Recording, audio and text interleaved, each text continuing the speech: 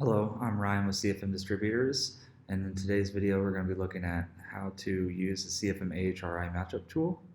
And to find it, it's up here under Tools, CFM AHRI Tool. To get started, you'll select your options over here on the left. So say we want a York brand air conditioner 3-ton, and we can search our matchups. And these are the results that we get back with those credentials. We can change the tonnage by just going over here and selecting, say, 4. And we'll keep our other credentials the same.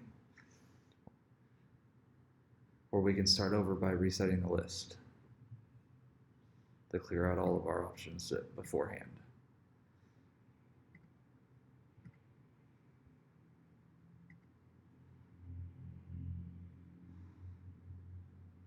And that's how you use our CFM AHRI tool.